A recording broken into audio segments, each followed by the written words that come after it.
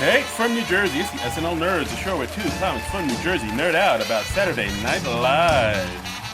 I'm your co-host, Darren Patterson. Yeah, and I'm your co-host, John Trouble. You put a little English on the live there. Yeah, no, put a little heat, put a little spit on it, a little sriracha sauce right there at the end. You like that? Yeah, that was stylish. That was interesting. I'm styling and profiling today, baby. 127 episodes in, we're still finding variations on the opening. That's right. We're still trying to make it new, make it fresh, just like a marriage. You know, we're trying to spice things up. And speaking of marriages, this week we're covering the movie On the Rocks from 2020, starring Bill Murray and Rashida Jones. Also has another SNL alum, Jenny Slate, in it. And it's all about Rashida Jones's marriage to Marlon Wayans. Yeah, this movie came out last year in October. Hit up straight to Apple TV, a streaming service that I don't think too many people have. I know you got it just for this film. Like I signed up for it last night. I signed up for the free week, and I was like looking at it, and I'm like, okay, well, let's see what Apple TV's got going on. I have no idea what they're offering, and then I looked at it, and I was like, really? Oh, this is it? This is all you got? Yeah, that's the thing about Apple TV. They're still building their cachet, as they were. They don't. I mean, they got a few things going for them. They have Ted Lasso being the main thing. The show I love. Right. I'm gonna check that out. Yeah. Shout out to Jason Sudeikis, who just recently won the Golden Globe for it. Mm-hmm. Then they have like the morning show with Reese Witherspoon and Jennifer Aniston, Steve Carell. Yeah, I haven't seen that, but I hear good things. There's that. I haven't seen it. Not too curious about that one. Yeah. There's that show, the Shyamalan show, Servant, which again haven't seen. And lost me at Shyamalan show. Yeah, he's trying to come back. People say he's like kind of getting there. Like I think with the last movie, the Split movie and Glass, people liked more than the other stuff. But I don't know. He kind of really dug himself a hole to crawl out of after the last Airbender. Like after that movie, people were like, "I am done with this dude." Well, it's just like, if you do everything with a twist ending, twist endings aren't really surprising anymore when you do them on every single project, right? Yeah, I mean, I guess that's the thing. Like after, after The Sixth Sense, that whole movie, like the twist is like the big thing that people talked about. Yeah. And then he did Unbreakable, which was good, and Signs. And then after that, he just became like the twist guy. People just expected to see a twist from him. I still remember, I forget what magazine it was. It might have been like Newsweek or Time, but it was like around the second or third movie. He was on the cover with the title saying, "The next Steven Spielberg." Yeah. Like, dude was 3 movies in, and people were like comparing him to Spielberg. That right there, that's setting the guy up for a fall. Yeah, exactly. And then he came out with The Village and The Lady in the Water, and it was just like, we're like, oh, that's not that great. Oh, that's not great either. And then, the last Airbender was the nail. Yeah, I've never seen that. That's supposedly just absolutely horrible. Yeah, like I can't find anybody saying a good thing about that movie. It was just like PU. As kids say. And I remember like a friend of mine saw the that other film he did, The Happening, with Mike Wahlberg and Zooey Deschanel. Oh, that's the one where the plants are going nuts. Spoiler, but yeah, it is. Oh, was that the big twist in that one? Yeah, it was like towards the end where like it was like everybody was running away from some unseen force that was causing people to kill themselves, and then how did all these plants get like this? Hey guys, I think it's the trees. Like God. Like I think Mark Wahlberg after us, you guys. Yeah, like Mark Wahlberg was like he plays like a science teacher, like a high school science teacher, and he's like a botanist, and he like figured out, oh my god, I think it's the plants. They're killing everybody, guys. And like my friend, like I don't know if it was at that point or midway through, but my friend walked out of the theater. He was like, "This movie's ridiculous. I can't with this." I remember a number of years ago, I was at the theater, and a trailer came up for whatever his latest project was, and it was like I think a bunch of people stuck in an elevator, and one of them was a demon or something. I don't remember the name of this. Oh, Devil, I think it was called. Okay. But when it came up like from M. Night Shyamalan, the the theater, or at least a section of the theater, laughed. So Yeah, you don't want that. I mean, he was unless you're not in a good spot in his career. yeah, I mean, unless you're a comedic director, you don't want people to laugh at your name as At soon the as it comes up. mention of your name, no, Yeah. that's not good. Oh, poor Shyamalan. But I think he's kind of slowly coming back, but I don't know. He has a ways to go. Yeah, Where were we talking about? Oh, Apple TV. Yeah, so he has a show on there now that I haven't seen. yeah, But I would say, I mean, if you're gonna subscribe for the week for Apple TV, I would say watch Ted Lasso. Watch the Beastie Boys yeah. story. Those are the only things I've done, because like usually when you sign up for a new streaming service, you're like, okay, well, let me build up a watch list. Let me see what you got. And I was like, wow, you've got hardly anything, because like you want like some original content, but you also want some old favorites or things, some classic films, some TV shows that you love. You want an Office, you want a 30 Rock, and Yeah, Apple TV doesn't really have any of that I as think of yet. yeah, I think the thing with Apple TV that kind of came late to the game. Yeah, So it's that thing where like all those shows that you mentioned, like The Office and 30 Rock, they're all on other streaming platforms. They're all on exactly. Hulu, and now Paramount Plus is like making the big leap, and of course Netflix. Like all those other shows that you mentioned, they're all on their the Viacom streaming platform or whoever Yeah, right now. I would not be surprised if in like a year or two, Apple just announces they're merging with some other streaming service. I kind of hope they do because I really like Ted Lasso, and that deserves to be seen by more people. So if Well, that's somebody, getting a second season, right?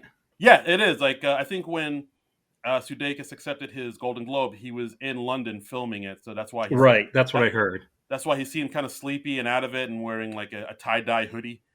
Yeah, people were giving him grief for that, but honestly, like I watched the Golden Globes last week, and since most people were like zooming in from home, for me it made much more sense the people who were casually dressed than the people who were like dressed to the nines and they're just like sitting in their bedroom or a hotel room. That was weird. It would be weird to like get all dressed up from the waist up, just to maybe accept an award Yeah. for like no like I mean, I saw like Jodie Foster won an award, or she was recognized for something, and I'm forgetting what at this point. But like she was just like kind of in casual pajamas and just like sitting on the couch with her wife, and she had her dog there, and I was like, Jodie Foster's got the right idea, man.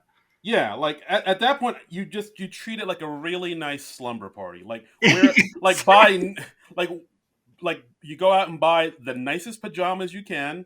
Uh huh. Maybe do up your hair, maybe a little makeup, and that's it. I was just like, Jodie Foster, you are putting this in the proper perspective. I mean, I just thought she had the right idea, and I loved like during her acceptance speech. At one point, you hear like some noise in the background. She's like, "Oh yeah, my guests downstairs, they just heard that I won."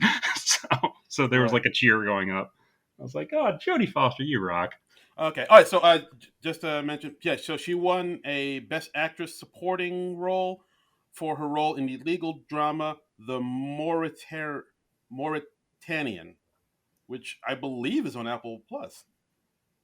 Oh, okay. Well, hey. So there you go. So now you got another thing to watch on Apple Plus, The Mauritanian. Honestly, it's going to be Ted Lasso and the Beastie Boys doc, and I think that's going to carry me through the week. And then I'm fine just finishing up. I'm not re-upping for another month. There's just not enough for me there. All right. No, fair enough. Yeah. All right. Well, you're going to see the Beastie Boys, and you're going to see Ted Lasso, but you have seen On the Rocks, the movie we're talking about today. I So, have. I just finished watching that maybe like a half hour ago. yeah, let's get into this. Like, I mean, this movie was pretty interesting just because it's a fairly short movie. It's only an hour and a half. Mm-hmm. Directed and I believe written by Sofia Coppola. This is Yep. the third time Sofia Coppola has worked with Bill Murray because, of course, there was Lost in Translation, and she directed the Netflix special A Very Murray Christmas. So, like, Which is fun. I watched that like a Christmas or two back, and that's a lot of fun. yeah, I mean, we've been talking about doing an episode about that. We we got to just do it this holiday season. Well, yeah, when Christmas rolls around, yeah, let's absolutely do that. I'm sure that's not going anywhere on Netflix. Yeah, It's a lot of absolutely. fun, and it's also besides the third time that Bill Murray has worked with Sofia Coppola, he's also worked with Rashida Jones a few times. He had a cameo on Parks and Rec in the last season. That's right. Do we want to say what the cameo is, or would that spoil it? I mean, it's been a number of years. I think we can spoil it Okay. at this point. It's been a So while. he was the mayor of Pawnee, and apparently they'd wanted to get him to play the mayor of Pawnee for years and years and years. So they never featured the mayor on the show until they could get Bill Murray, and then they finally get him in the last season. I think it was only a few episodes from the end, and he just played a corpse in a casket because the mayor had passed away. Yeah, that was so weird because, like you said, like they do a thing where he videotaped himself as the mayor talking to his, the town members, and then the next thing he's passed away. So it's literally the only scene that the people in Parks and Rec have with Bill Murray is of him dead in a casket. I was like, And that's genius, I think. I mean, and I'm sure that's how they hooked him. They were like, Bill, you're going to play a corpse. he's like, I'm listening. Yeah, I mean, how many chances do you have to do that? And he also appeared on at least one episode of Rashida Jones's show Angie Tribeca, which I really liked. Yeah, guys, that's another show I think never got it. I don't even know if they're still doing it, but They aren't. They did like I think 2-3 seasons of it, and I believe they're done with it. okay. But like I remember seeing that, and I was like, oh, this like it's basically a modern day police squad, or Yes. like so if you're into things like the movie Airplane, Naked Gun, go find Andrew Yeah. Tribeca. I believe it's on It's like Hulu. those the Zucker Abrams Zucker films of yore. And Right. yeah, it's a lot of fun, and it's got a lot of good people in it. There's Rashida Jones, Jerry Burns. I I'm think forgetting the name of the actor who played her partner. I know Dion Cole's in it. Dion Cole, yeah. I mean, Dion Cole's just hilarious. Always. Alfred Molina's in it. Yeah, I remember seeing. I think like James Franco was in an episode, real quick. Yeah, I mean, they had a lot of great celebrities come through on there. I think just because Rashida Jones is friends with a lot of people, and I'm sure that's how they got Bill Murray on because she was friendly with Bill Murray, and she was also in the Bill Murray Christmas special that Sofia Coppola directed, and I found out looking up the trivia on this movie, she has a connection with Sofia Coppola. When Sofia Coppola was workshopping the script for Lost in Translation with an acting class, Rashida Jones was one of the students, and she played the part of Charlotte that Scarlett Johansson ended up playing in the final film. Oh, how about that? Yeah, That's pretty neat. so that's really cool. Look at And that. I mean, and who doesn't like Rashida Jones? I mean, she's pretty awesome. Rashida Jones rocks. Yeah, Don loved her. Cheadle rocks, and Rashida Jones rocks. Yes. I mean, I'll see pretty much anything with Rashida Jones. She's a lot of fun. She's a hoot and a half. Did you know she used to date Colin Jost? Oh, what? Yeah. Now Colin Jost married to Scarlett Johansson. What is going on here? Well, I mean, I don't think it was real recently. Let me see. Let me look up the personal life. I mean, Colin's dating record is amazing. Wow. Yeah.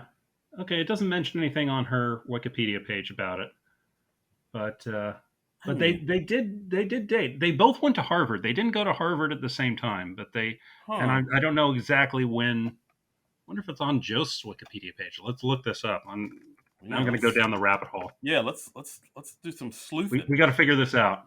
Yeah, guys, we're going to talk about the movie, but we got to get to the bottom of this first. No, okay, it doesn't mention it on his Wikipedia page either. But I know this was a thing. I mean, it's just like smooth like that he can just get all these hilariously funny and attractive women. Huh. Okay, wait.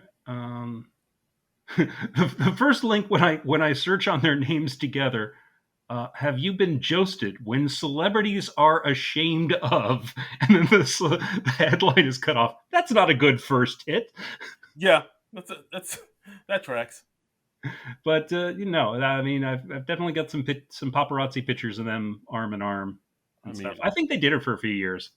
bravo, sir, bravo. Yeah. Well done. Whew, I can't say nothing about that.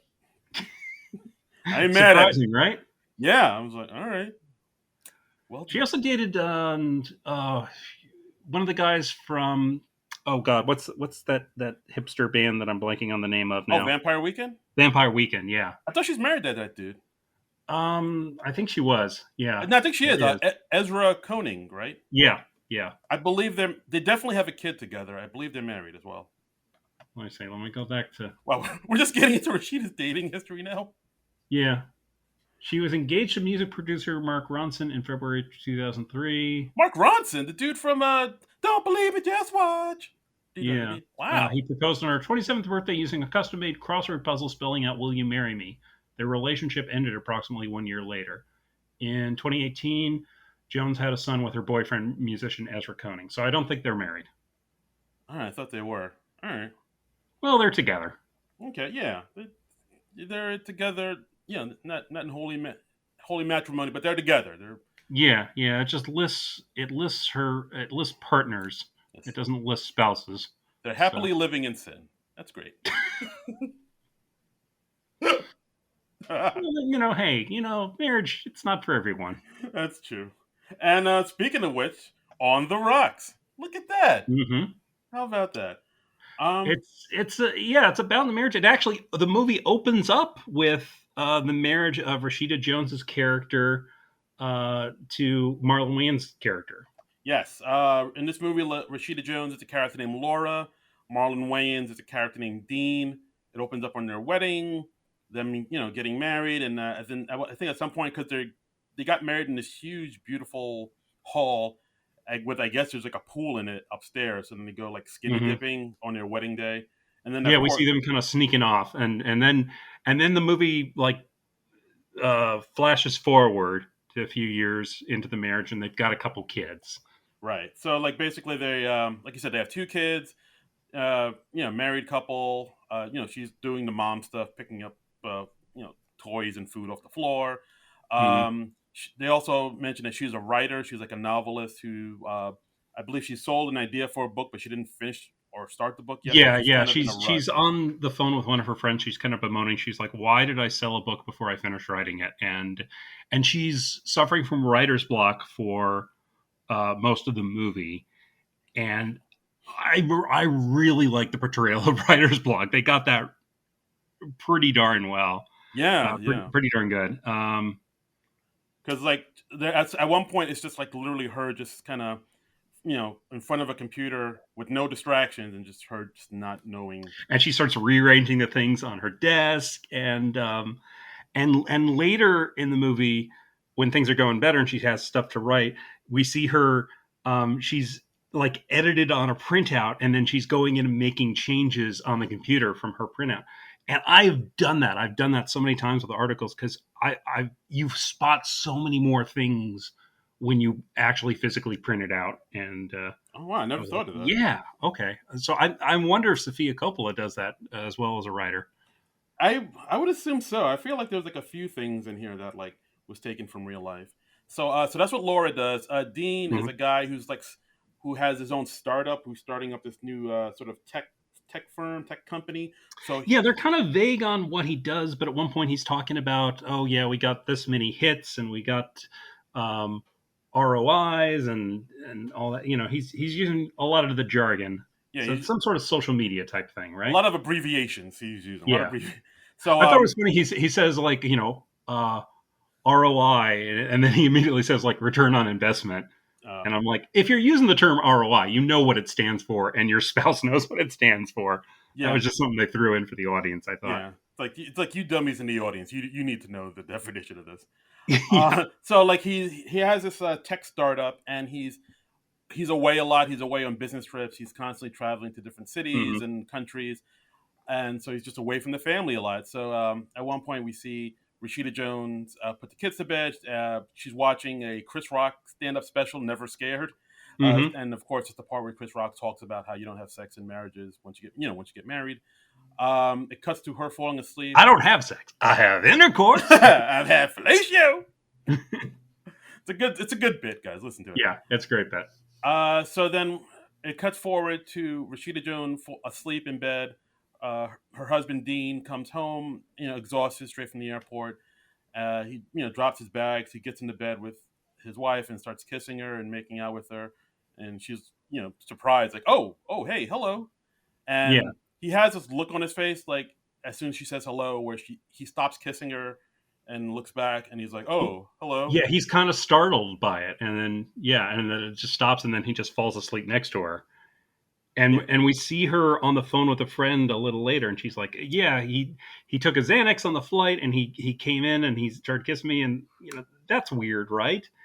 And that's kind of the start of her suspicion. She thinks that her husband might be having an affair because it seemed like he was surprised by who he was kissing. He thought he was kissing somebody else. Yes, suspicions are arise. Yeah. So then we kind of go through Laura's day where she takes care of her kids, the husband out, with the tech startup, at his business. We see her drop off her kids at a school, and then we see, I think, like you mentioned, Jenny Slate, who plays Vanessa, who is like this friend of hers. I guess kinda, because like in each scene that the two of them are together, it's literally just Jenny Slate's character Vanessa kind of unloading on her all her, what she's going through with guys, Yeah. And then Rashida Jones, Laura, just kind of nodding. Yeah. Jenny Slate's character is very much into her own shit, and she just really wants to talk about all her own shit. And you never hear Jenny Slate go like, "Well, how are you doing, Rashida Jones?" Yeah, she's like basically one of those people that talk at you and not to you. Yeah, she's just very wrapped up in her own drama. She's like, "Oh well, there's this guy, and blah blah blah, and I'm going to introduce him to my son." And then like later in the movie, we find out that the guy that she was into was married. Yeah, I mean, it's basically the whole thing is played for laughs, and it's kind of like a runner throughout. But it's pretty funny. It's good to see Ann Perkins and Mona Lisa Saperstein on screen together. I didn't even realize the Parks and Rec connection between them until I was like looking at the trivia, and I was like, "Oh yeah, they were both in Parks and Rec." Another Parks and Rec connection. Parks and Rec, everything connects, baby. Yeah, it all comes down to Parks and Rec. It does. So then we go on throughout her day. We see that I think Laura is kind of unpacking Dean's suitcase to, like, I guess, get something to help her daughter with, and then she notices that there's a bag of women's toiletries in his suitcase. Yeah, there's this little like kind of a small travel bag, and and it's not one of hers. She doesn't recognize it. She opens it up. It's very feminine. It's got like hearts all over it. And she opens it up, and there's like this big bottle of body oil in it. And so she's like, "What the hell's going on?" Because why guys, is this my husband's bag? Bros need body oil, man. What's the problem? And oil up. We see her also talking on the phone with her father, and we hear Bill Murray's voice here. Bill Murray doesn't make his entrance in this movie until like about 18 minutes in. Yeah, and it's a pretty like a grand entrance. It's like a da da da da. Bill Murray. But it's good. It's good. But yeah, so she talks to her dad, Bill Murray, who plays a Felix, and she says, "Yeah, that's weird, right? The fact that he has body oil in his bag." And she actually asks Dean about it, and Dean says, "Oh yeah, that belongs to Fiona. The person I work with. Like, she couldn't get the bag through security. She didn't. She couldn't put it in her bag, so she just put it in my bag. I'll just bring it to her at work." And that's a fair enough statement to make, but it's definitely a little suspicious. It's plausible, but it's still like a little suspicious because yes, you're just very like, much so. I enjoyed how ambiguous the movie played all these hints, because you really can see it both ways. Right.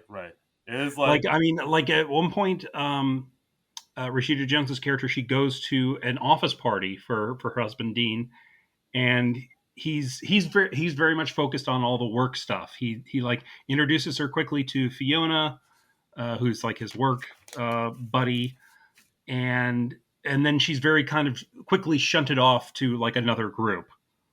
Yeah, I think. I mean, I watched this with my wife, and she said she noticed she got like wasn't crazy about that because she did notice how like you could definitely tell Rashida Jones didn't or Laura didn't know anybody at this party.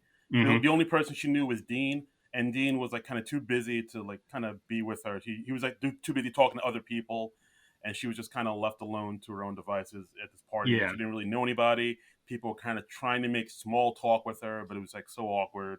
But And it's, there's so little common ground. It's like, oh, so how long have you worked here? Oh, well, just a few months. Do you like it? Yeah, it's all right. And that's pretty much it. That's yeah, all they got. They've exhausted their conversation after 10 seconds. as somebody who's been to many a party, I totally like connect to that vibe where you're just Yeah, there, you don't know anybody there, and you're just like, all right, well, good talking to you. I'm gonna go get another drink. it's an awkward thing. And office parties, they're kind of awkward even without like spouses and significant others in the mix, because you're socializing with all these people that you work with, and you don't necessarily have anything in common outside of the job you both do. Yeah, that's true. I mean, I just started a new job this week, and like, so I didn't get to do the office party because not this week. I started a new job last year. What am I saying? Good God. Mm-hmm. So I wasn't able to do the office party thing, and like part of me was kind of relieved just because, yeah, outside of the work we do, what do we have in common really? But Yep. sometimes you can maybe find out, oh, we like the same band, or we watch the same TV show, and like that does happen. You can't connect, Oh but yeah, I mean, sometimes you bond with people you work with, and sometimes you're lucky enough to get a job with a friend or something, and you're still friends. But it's still weird. yeah, oh, that's where good old friend alcohol comes into play, my friend.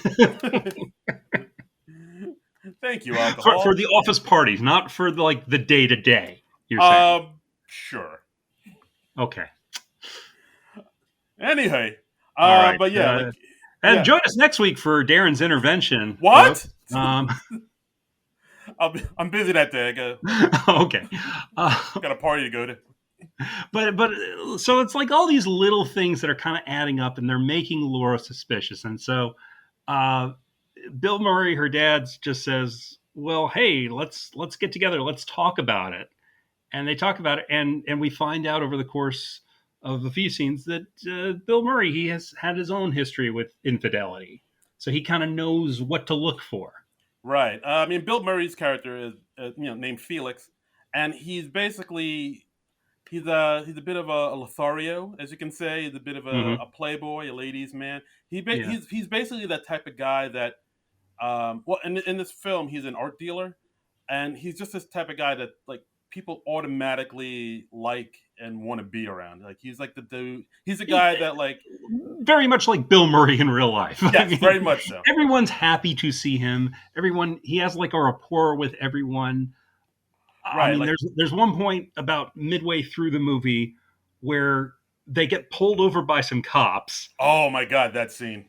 and Bill Murray, he just says, "Oh, hey, we're because he's driving recklessly through the city. There, this movie takes place and is shot in New York City for the most part, and oh, it's so nice to see like the real New York City and not just like some generic Toronto, Vancouver thing pretending to be New York." Yeah, no, that was all New York. Like Yeah, oh, and I just was watching this and I'm just like, oh god, I miss New York. I miss like visiting New York. oh, Um, but like he's driving recklessly through the city because they're tailing the husband. They decide to tail Dean, and and he's in the most ostentatious car imaginable. They're in right, like this hot red convertible. right. It's like a little like a vintage sports car. Yeah, yeah. And he like brings caviar on their little stakeout thing. They and they're tailing Dean as he's like entertaining some coworkers at a club. Right, Um, and then I think at one point at the club, it's basically like Dean and Fiona, the woman that he works right. very closely with, and some clients. So then, like Hmm. when they're done, the clients leave in one cab, and then Hmm. Fiona gets and Dean gets into another cab, and then I'm like, Hmm. oh, that's suspicious. And then they follow him, and they literally like zip through the streets, like down the West Side Highway. They cut people off, Right. It's really ridiculous. And Bill Murray's like, oh well, we got to stick with him. They're trying to lose us, and of course they get pulled over by the cops. And Bill Murray just says like, oh hey, we're gonna meet some new people. We're gonna make some friends. That's Right. his reaction to getting pulled over. And sure enough, when he gets pulled over and he has to get out of his car and he's talking to the cop, he recognizes the cop's name tag and he's like, oh, are you Tommy O'Callahan's son? Yeah. And it turns out Bill Murray goes back with the guy's dad. Yeah, and it's like, oh yeah, I was at his beef eater, like at his or his steak dinner at his retirement party. Yeah, I saw him. I saw Timmy, and the cops like, Timmy, no, that's my grandpa. And like, Yeah. as he's talking and charming his way out of a ticket, they like become buddies. And he's like, oh well, now my car will start. Do you mind giving me a push? And he's like, yeah, sure, no problem. And the two cops like they push the convertible so that it'll restart because like you're hearing it backfiring as he's like pushing it on this sort of car chase sequence. But it's but Bill Murray's kind of like stoking Rashida Jones's suspicions throughout the movie. He's like, well, have you checked your husband's phone? Have you checked his cell phone? And check for any text messages. And she at one point like gets her husband's cell phone. He's changed the lock code on it. And then she looks up the name Fiona and nothing comes up.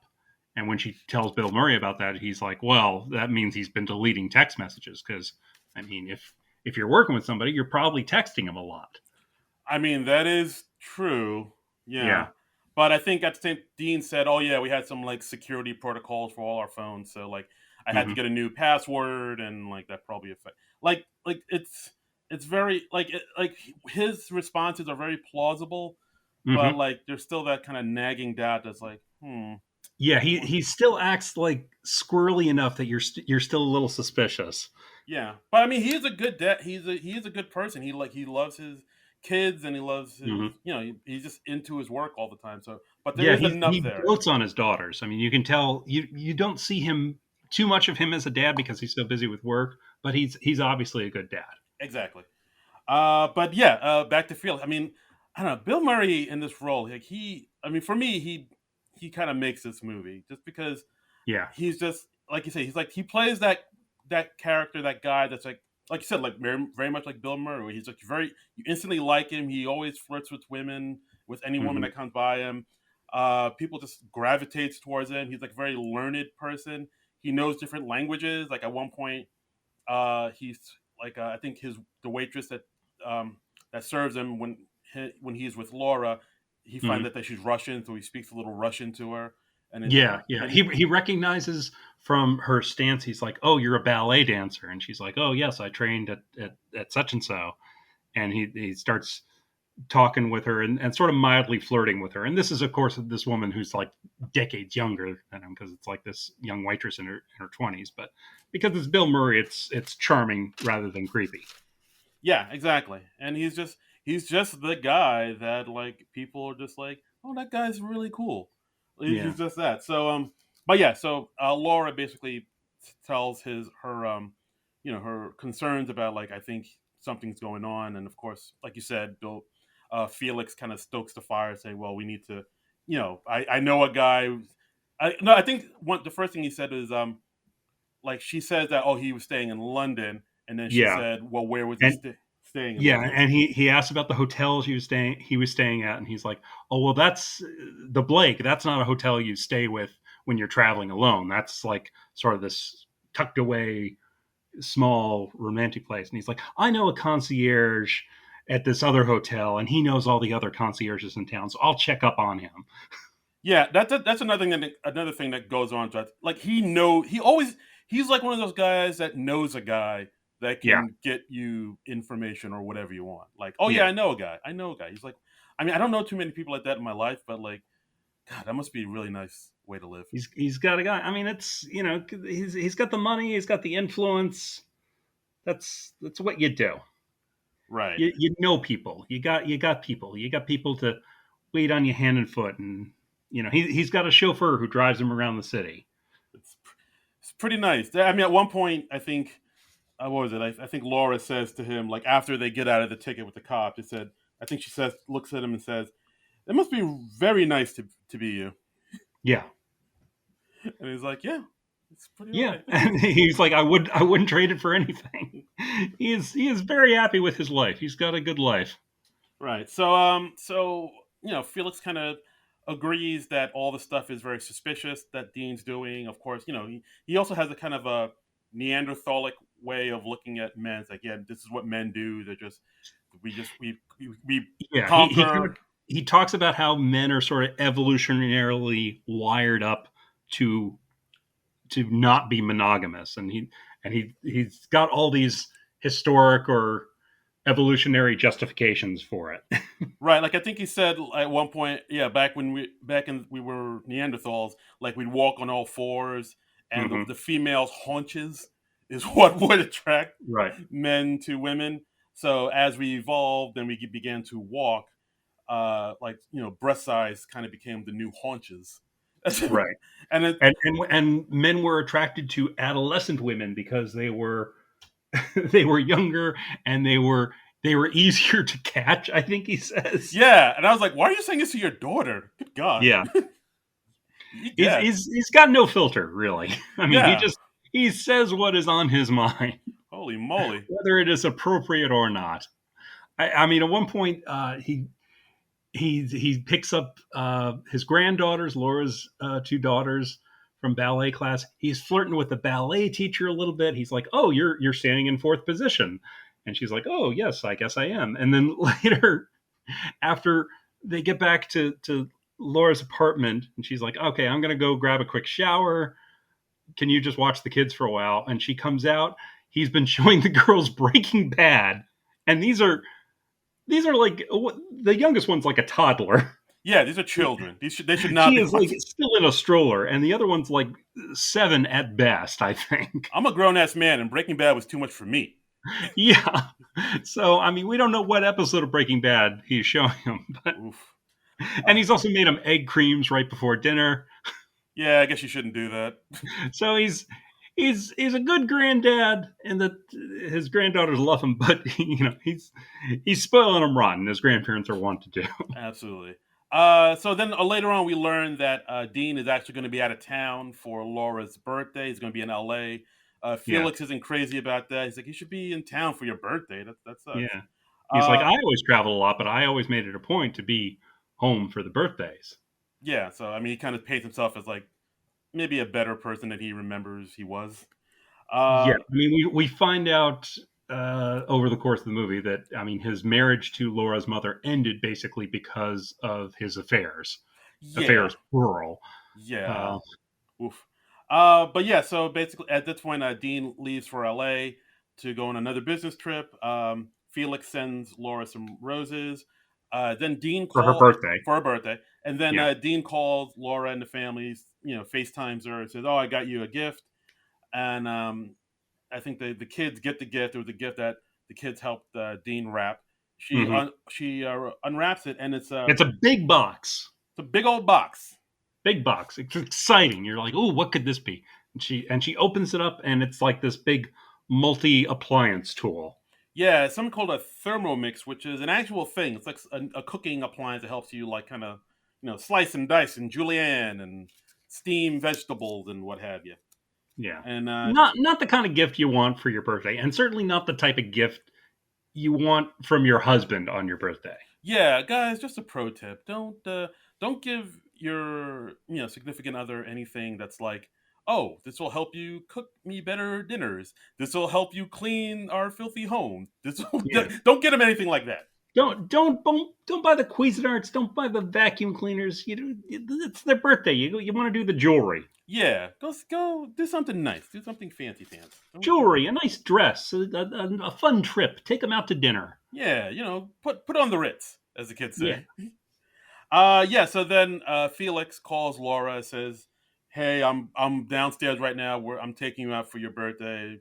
Get a sitter at the last minute, and like Hmm. I'm taking you out." So of course she finds a sitter at the very last minute. I think somebody lives in the building, Yeah, I think she has a neighbor. right? And and Felix takes her out. He mentions that he had Dean followed, and he's saying, well, he went to this store the Cartier store on 52nd and 5th, which is a very expensive jewelry store. Right. And he asked, well, did he get you like something in a small box for your birthday? And he was like, no, he gave me like a Thermomix. And he was like, well, because he was at a jewelry store. Yeah. And if he didn't get you anything, Dun, dun, dun. Yeah. So, I mean, again, all these little things that are just kind of adding up and they don't look good. Right. And also at the time, Felix does give his daughter a gift, an old watch that belonged to him. So she says it's very nice, and she puts on the watch that belongs to her daddy. Yeah, it was like a watch that she always liked, and yeah, it's a very meaningful gift. Right. So then after that happens, Dean comes back home. He wants to take Laura out for a birthday that he missed, and so they have a nice little, to go out for drinks and food. And Yeah, but he seems kind of preoccupied with like looking at his phone and stuff. he's checking his text messages during dinner. At one point, you see the waiter brings over like a little, like a small cake with candles in it, but it's going to the neighboring table. Yeah, that was a great scene. And then Dean's like, "Oh, I'm sorry. Did you want a cake?" And she's like, "No, it's fine, it's fine." Yeah, because But it's it's like this awkward moment. yeah, because he's like, I know you don't like cheesy stuff like that, so I didn't get you a cake. But if you want a cake, I get you a cake. And she's like, no, Yeah, it's fine, it's fine. yeah, And yeah, I think at one point when they're talking, making small talk, he says, "Oh, so how's the thing going? How's the thing?" And she's like, "Oh, you mean my writing? yeah. Yeah, it's yeah, it's a little too real that scene, but I loved it. Yeah, I mean, you can tell he's not entirely engaged. He's trying to do the right thing for his wife, but he's not fully there. Exactly. So then I think the next day, that's when I think we already talked about it, when he has the meeting with the clients and he brings Hmm. Fiona, the this very lovely looking assistant, and of course at this point Felix and Laura, Felix wants to follow him and brings Laura in the red convertible drop top, Right, and then that's when all that stuff happens that we talked about, where with the they cops. Yeah, with the which was a great scene where he just is able to talk his way out of a ticket. As a comedian, I thought that was hilarious. yeah, it's amazing. It's As a amazing. black man, I was like, oh, that must be nice. Must be nice, boss. Must be nice. Oh, okay. So at this point, it feels like a science fiction film to you. Yes, very much so. I was like, oh, the cops can just let you go without any incident. Yeah, yeah. Well, I guess so. The situation de-escalated very, very quickly. Quote Rod Stewart: "Some guys have all the luck." Yeah, yeah. Bill Burr is leading a charmed life in this movie. Absolutely. And so I think then at that point, uh, the next day happened, and I think Felix calls Laura over to his apartment, saying he put a hot watch ad on him, on Right, Dean's. which is like tracking his credit cards and his phone calls too, or something. Yeah, at this point, I'm like, you're an art dealer. You have access to all this shit. He's got a guy. He's got a guy for everything. It's amazing. But I mean, so he finds out because he's tracking Dean's credit cards. He finds out that Dean has booked a trip to Mexico. Yeah, and Laura's like, no, that's not right. He would have told me if he was going to Mexico. No, Um, and that no, he going to Mexico, yeah, and she has no idea about it. And right. then, of course, like a scene or two later, we see Dean and Laura at the end of the day, and Dean's like, "Oh, I forgot to tell you, I'm taking this business trip to Mexico." It's kind of a last minute thing. And again, it's one of those things where it is plausible that he did kind of forget, and it's one of those things that it's like, yeah, it could have been a last minute trip to Mexico, but again, suspicions arise. Yep, yep. So I think at this point, Laura talks to his dad and confirms, yeah, he is going to Mexico. And of course, he's like, I knew it. All right, we're going to Mexico. I got a guy. they can get us. They can get us the hotel room. And then we have like a cut, and they're in Mexico. They are driving around in Mexico in like a golf cart. Yeah, I think like she leaves the kids with her mother. Yeah, her mother. Yeah, which they have a scene earlier about that, about like the relationship with her mother and her sister, and like how they see Felix. They kind of see him as they don't really talk to him that much. I guess it seems like the only person in the family that talks to Felix is Laura, because like they still Yeah, live. Laura is definitely the closest to him out of the family. You get the feeling that everybody else in the family is just kind of done with him. Yeah, it seems like he's burned some bridges. Uh, Yeah. but anyway, so yeah, they go to Mexico. And the next thing you know, we're in Mexico stalking Dean. Yeah, and she's trying to figure out if there is something going on with Dean and Fiona. Yeah, then we get this nice scene where Felix is singing to a bunch, to like a sort of a like a what you call it, like a lounge full of people. You get like I Yeah. got like a lot of Nick the Lounge Singer vibes, where he's singing Mexicali Rose to this room full of people. I guess he just met, and they're all loving him, and they're all like enamored with him as always. And it's just like, Yeah, I mean, it's a very Bill Murray kind of scene. It's not quite him singing More Than This in Lost in Translation, ooh, which I love that scene so much. dude, I Uh, just got into the Avalon album because of that. oh yeah, that's right. Yeah, I saw you post that on Facebook this week. Yeah, guys, if you haven't listened to Roxy Music's Avalon, this an album that came out in the '80s, I highly recommend you do. It's a great album. It's great stuff, man. Yeah, It's Roxy like, Music, they did a lot of cool stuff. yeah, it's like hella. It's like really mellow and like, I don't know. It really kind of fit the tone I was going for, like a very mellow, melancholy, kind of maybe like almost Sunday afternoonish type of album. But yeah, uh, Yeah. Avalon, thumbs up. All right, thumbs up. Uh, but yeah, where the hell were we? Wow. Well, I mean, and so after this, I mean, Felix kind of encourages Laura. He's like, okay, we're going to go like stake out Dean's hotel room. And they're kind of like creeping through the bushes and going up and finding it. And of course, Laura's phone goes off. As you Um, do. and this happened earlier when they were tracking Dean in the car. Like she gets a phone call from Dean, of course, and she's like, "Oh yeah, I'm just getting ready to go to bed." And then, of course, right that moment, a police siren goes by, just immediately revealing her lie. Yep. It's like, oh no, I'm and, by the and open window.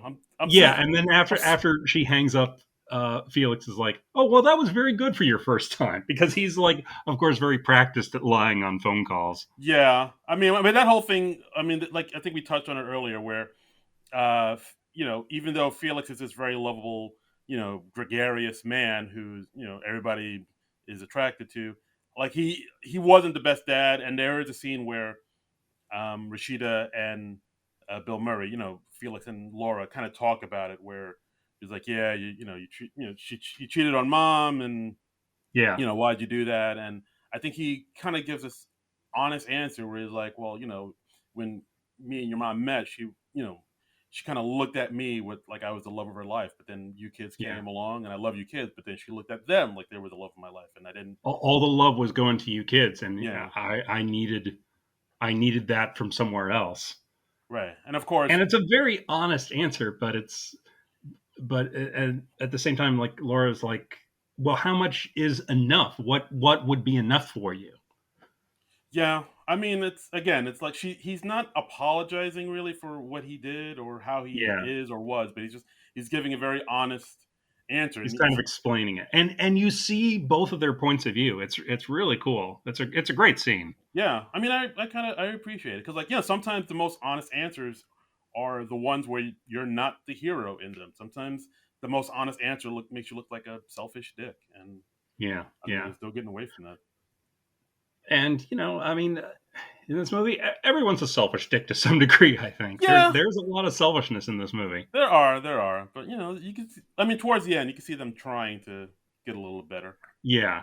Uh, So anyway, like I was saying, when they're outside Dean's hotel room and Felix is pointing in, he's like, "Oh, there's a woman in there," and you see a woman's figure silhouetted against the window, and of course, you're thinking, "Oh, well, it's Fiona. They got a thing going on," and then right then, Rashida Jones's phone goes off, and who is it? It's her husband Dean, who says, "Hey, surprise, I flew back from Mexico early." I'm going to be home in about a half hour. Whoa, whoa, whoa, what? And she is literally hours away from home. And she has to say, like, oh, I'm not home. The kids are with my mom. Yeah, and of course, I think also at that point, Fiona, who was in the in the home, Mhm. hears the phone, goes out, and it's like, "Hey, hey, you, Dean's wife, right? Hey, Laura, how you Right. been?" Yeah, she remembers her from the office party. And Right, and then of course we see that she's actually there with her girlfriend, and she says, "Oh mhm. yeah, Dean went home early. He let me and my girlfriend have this little hacienda here." Yeah, he let us have his suite. Wasn't that nice? Yeah. And she's like, "Oh, did you come down to surprise Dean?" And Rashida Jones is like, "Yes, I did," because that sounds better than the truth. Very much so. So yeah, so Laura, as you might imagine, she's feeling like this big. Oh boy. She's, I mean, she had her suspicions, and Felix was kind of stoking her suspicions all along, but like Dean obviously is not having an affair with Fiona. Right. It's been confirmed now. Yeah. So now at this point, Laura kind of leaves, just totally embarrassed. I think at one point, like Felix points, uh, not Felix point. Felix pokes his head in and saying, "Oh, is this guy?" I think, and then Fiona says, "Oh, is that guy your dad or something?" And then he's Hmm. like, "Oh yeah, it is my dad." Eh? And Yeah. I think at one point, another line that made me laugh was like when Fiona said, "Hey, why don't you guys? Well, if you guys aren't doing anything, do you want to come in and have a drink?" And I think Laura says, "No, that's okay." But then Felix says, "Well, just one drink." Yeah, and like because Felix and Laura are hanging around together so much in this movie, Laura is mistaken for Felix's girlfriend like probably at least 3 times. Yeah, yeah, it happens quite a bit. Yeah, because I mean he's the kind of man who would be seen in the company of a much younger woman. Right. I mean, that actually makes me think of something else, but we'll get to that later. Okay. Um, So I mean, at this point, Laura goes back to their hotel room, packing up, saying, "I'm getting out of here." Felix follows her. She's like totally embarrassed and upset, and as she's packing up, and she's trying to get a flight out of Mexico, but I think there's like a storm coming, so there aren't any flights, so she can't leave just yet.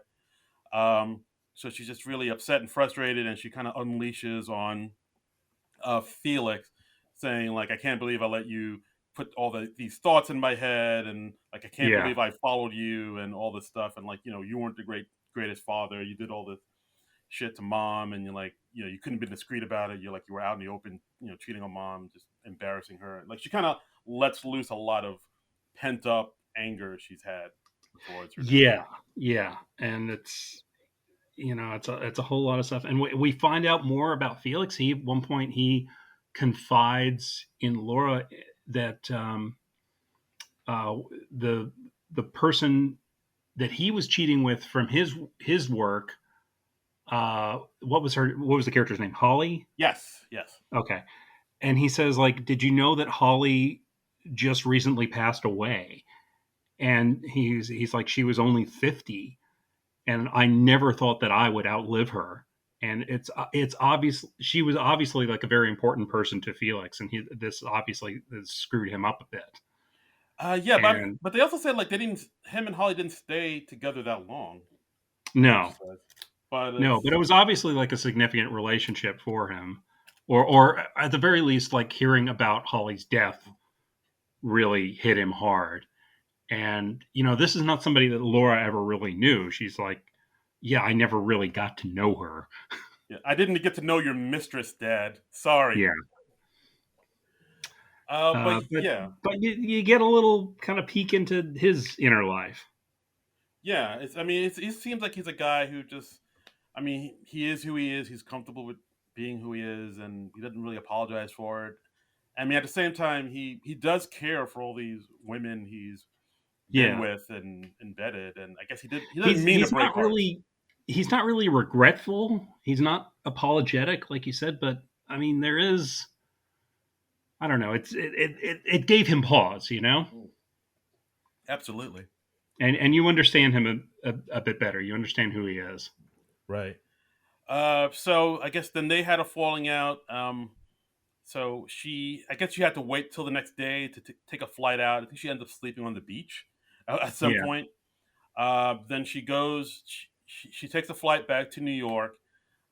She meets her kids and her mom there, and of course her husband's there, and of course he's like, what the fuck? Where were you? What the hell yeah, happened?" yeah. And they have to go outside to the street to talk out all their stuff because the mom's there and she's like putting the girls to bed. They don't want to get into a big raging fight right outside from their girls, and they talk it out. Yeah, which I understand, and like so basically it's her sort of apologizing, saying about talking about her insecurities, about how like she's been in this writer's block, she hasn't been able to write, and that caused her to think all these things, and like she was afraid that he wasn't into her anymore. Yeah, She and he's very much like, what? No, I mean, I was just like working, and I'm really trying to get this startup off the ground, and I really need to be successful. And I'm sorry I haven't been around as much as I could have, but yeah, it's just I'm doing this all for us. yeah, it's like him saying like I want to be good enough for you and these kids. I want to give you everything you deserve.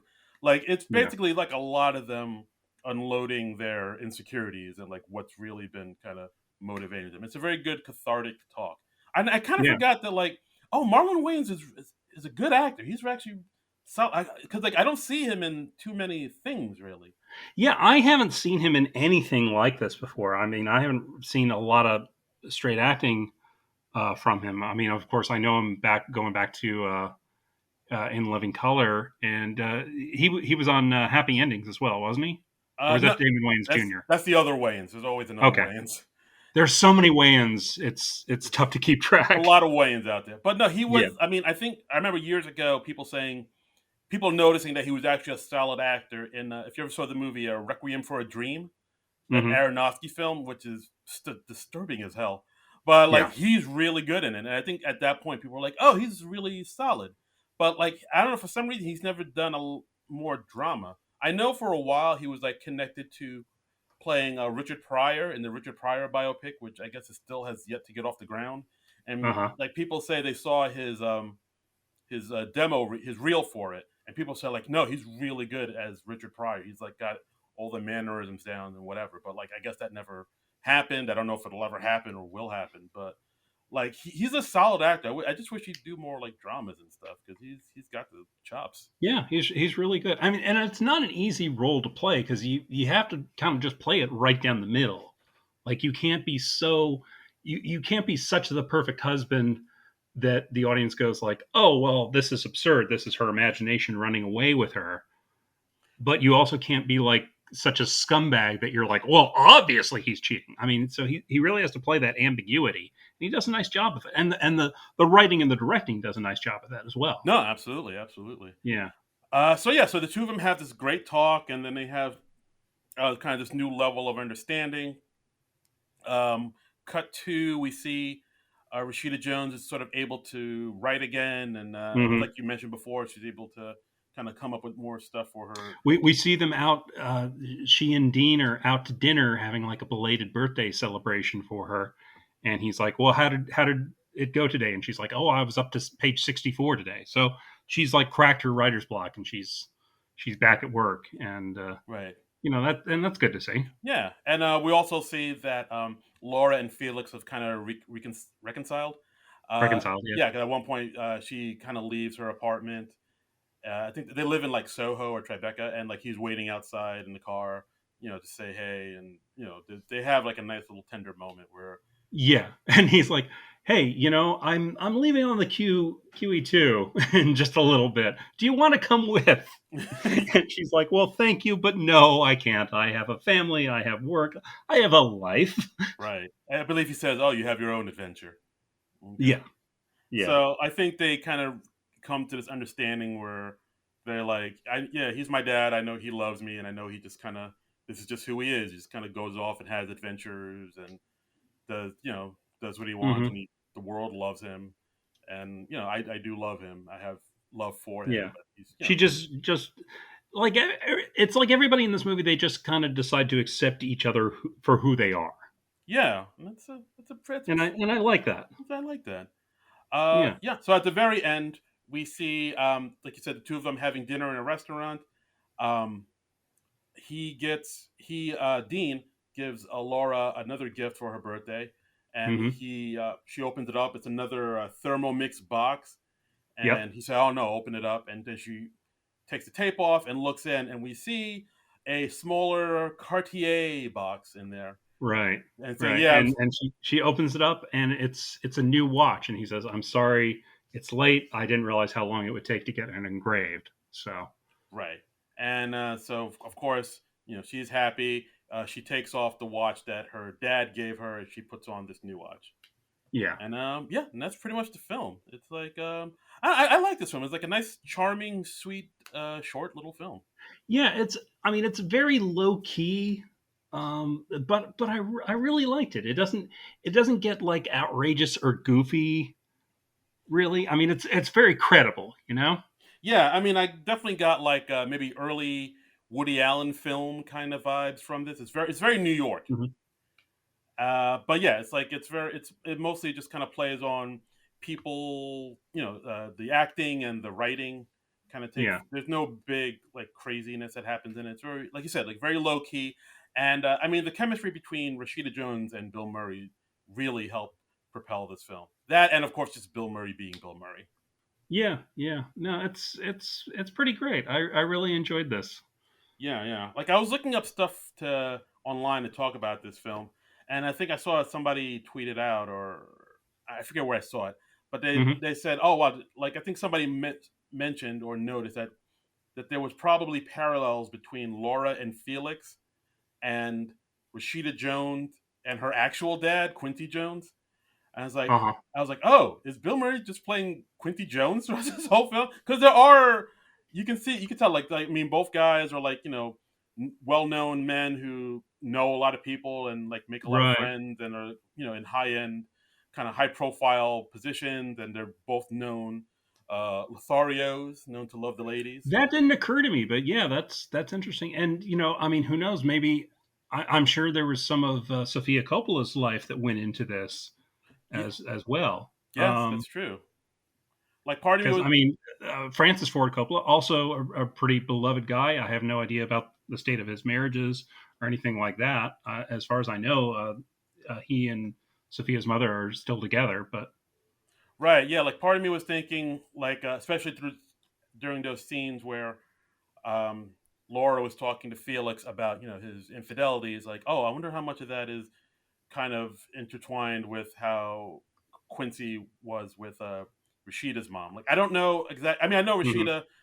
I mean, I don't know exactly how things ended with Quincy Jones and Peggy Lipton, Rashida's mom, who right, unfortunately like passed away. I believe like a week before. 11 days before filming started, Yipes. I read. Yeah, Yeah. so like I mean I don't know how things ended between them, but like it does make me How long wonder. were they together? I don't even know.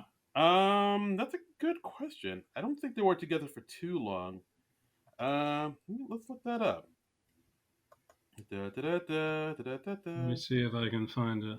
10. But yeah, like I part of me does wonder how much did Rashida draw from her real life to play this character. I would suspect a good amount. Yeah. Married musician Quincy Jones in 1974. Separated in 86.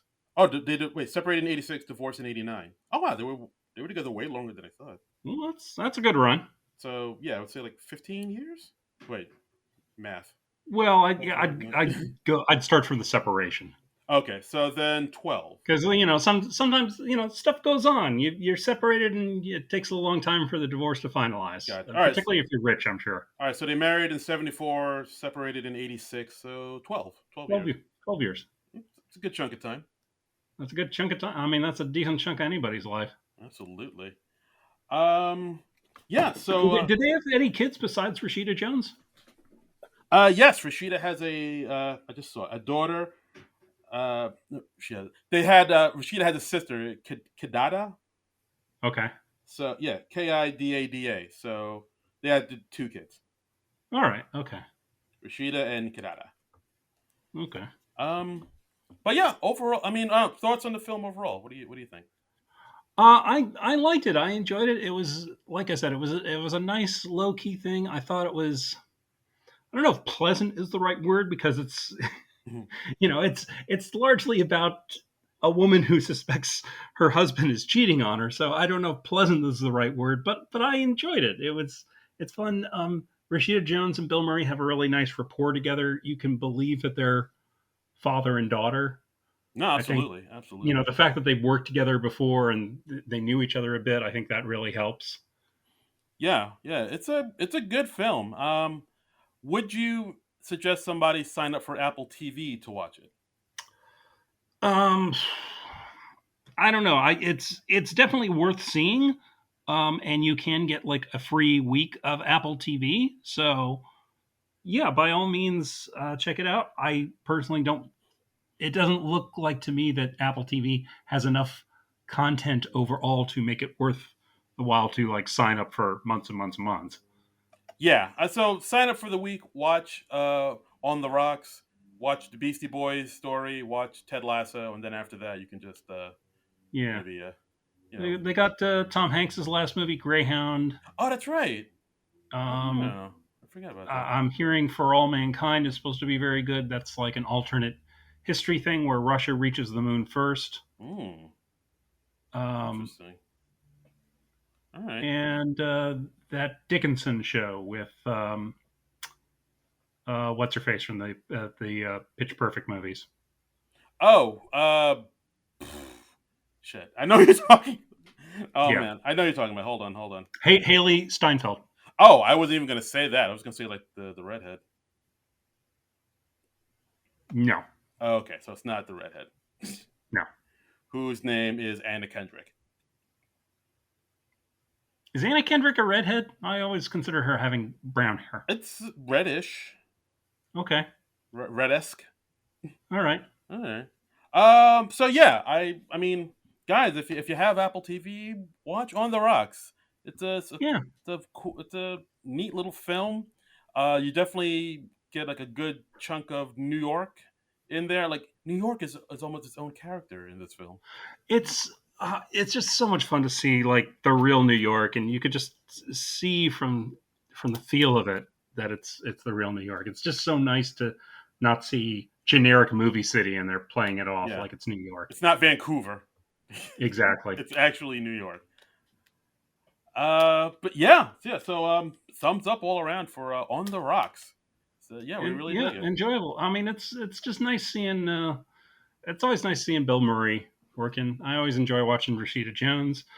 Uh, I've seen very few Sofia Coppola's films, but the ones I've seen I've really liked. I love Lost in Translation. That's such a great film. That was a good one. I think that might be the only one I've seen as well. Yeah. Like I didn't see. I know I saw like her first film, The Virgin Suicides, back in the day, and I remember I really didn't like it then. Maybe I should go back and revisit that. I don't know. You know what? I take that back. I did see the Virgin Suicides back in the day, and I was like, I don't know. I thought it was a little kind of disturbed me about Mm-hmm. all the suicides.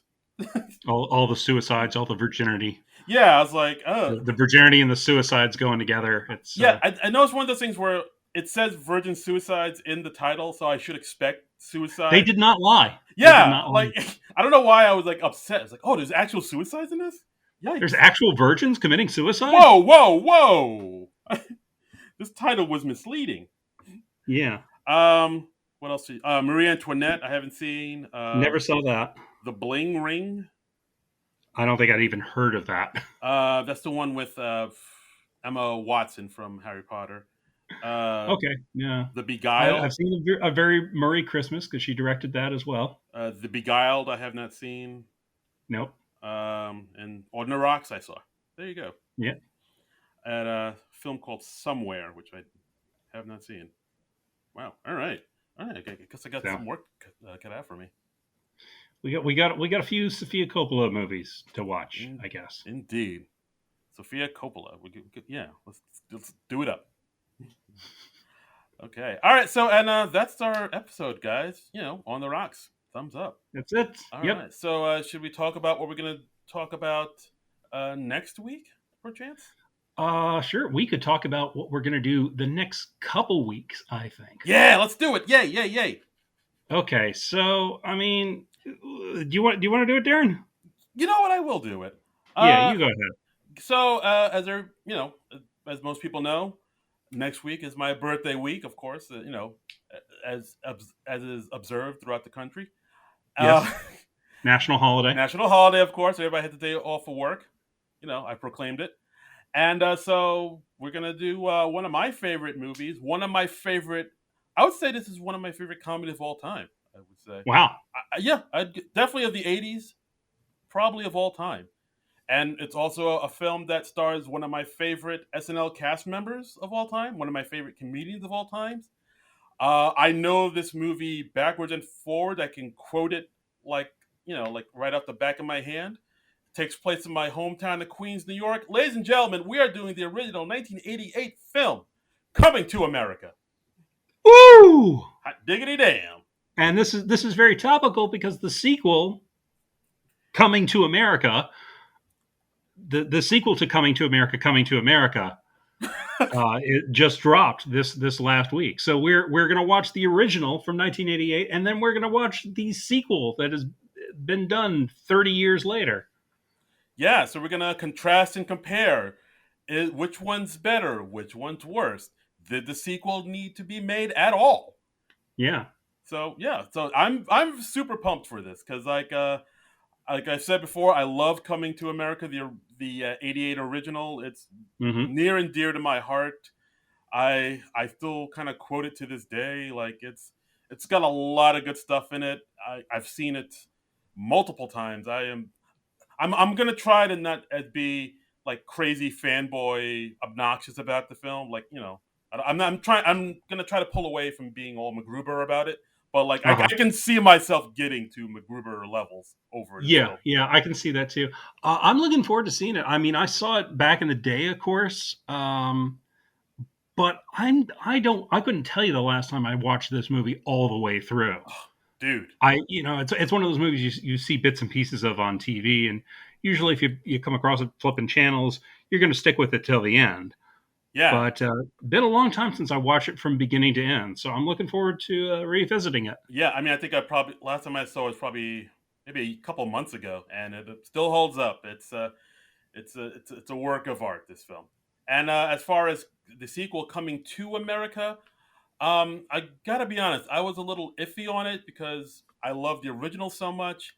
It's one of those things where it's like, oh, do we need a sequel? Is this just a cash grab? Because like it seems like the original Coming to America is kind of in the public zeitgeist recently. Like it's kind of trending a lot more on Twitter and Instagram. It's kind of had this like sort of buzz through the internet where people are like remembering how good it was, and it's kind of being used in memes more and more. So like part of me thinks, well, did they only make the sequel because the original is like kind of like now buzzworthy and trending online? Like are they just trying to capitalize off of that and make this movie and make some money? So like is it a thing where they put more time into getting all the original stars in it and just kind of putting all these nostalgic moments than they did actually putting together a solid script? And then I saw the trailers for it, and the trailers didn't wow me really. I was a little underwhelmed by it, but I haven't seen the movie yet, so maybe all the good stuff's in the movie and it wasn't in the trailer. So I'm going in cautiously optimistic about Coming to America. This is very confusing in an audio medium where we got the original Coming to America and then the sequel Coming to America. Coming to America. Yeah. Yeah. Coming to America. Too fast to America. We need to figure out some sort of code or something, but yeah, that'll be interesting. So we're going to do back-to-back Eddie Murphy movies. Can you handle it, America? I don't think you can. I don't think you're ready. I don't think you're ready for this. You are jelly. not ready for all the soul glow that we're going to drop on you. Oh, just drip it all down in your eyes. Feeling oh so silky smooth. Yeah, it'll be interesting to see how the first one is aged because and it'll be interesting to see how reminiscent the sequel is of the original. So I'm looking forward to this. Yeah, absolutely. It's going to be fantastic. I am pumped. I am stoked. I am gassed. I am all these things. Okay, so that's going to be next week. Do we have anything else to cover? Do we have any new reviews or any cool tweets that we got this week? No and no. All right. Okay. No one loves us. I'm sure people were busy. Yeah, because people are out and about. It's not like there's a pandemic or anything keeping people at home. They got stuff going on. Yeah. So. And if you want to follow me on Twitter and Instagram, you can follow me at Darren Credible. That's DARIN Credible. And you can follow me on the Twitter and Instagram at Trumbull Comic. That's TRUMBULL and then the word comic. And you can also follow the show page on Twitter at SNL Nerds Show. And please tweet at us. Suggest some movies for us because the summer hiatus is going to be here before we know it. And we're going to need content for those long 3 months when the show's off the air. Indeed. We actually did get some suggestions for films. Like I think somebody suggested the film, I think Mr. Franklin, the one that Noel Wells starred in and directed. And oh, yes. Okay, I remember that being suggested. And there was another one that I can't seem to find right now. But guys, keep those suggestions coming in. We write them all down in our little journal. And they all go into the vault. And we're our journal. Our journal. And they're all suggestions are welcome. Yes. Not all suggestions are taken, but all suggestions are welcome. Yes. If it's a movie that both of us are like, no, this looks like garbage, we probably won't do it. Yes, I'm thinking of one movie in particular where we both were like, yeah, that doesn't look like something we would enjoy. P.U. Yeah. And we will not say what it is, but it's a movie with an SNL alum or two in it. Oh boy. Oh, I just got it. I just got the one you're talking about. Okay. Yeah, you know the one. Yeah. I texted you about it. I was like, yeah, I don't think I want to see this, Darren. Yeah. I don't think I would like it. Yeah. Oh boy. So yeah. But so we will see you next week with the original Coming to America. But until then, nerds out! This has been a non-productive media presentation. Executive producer Frank Hablawi. This program and many others like it on the Non-Productive Network is distributed under a Creative Commons Attribution Non-Commercial No Derivatives license. Please share it, but ask before trying to change it or sell it. For more information, visit non-productive.com.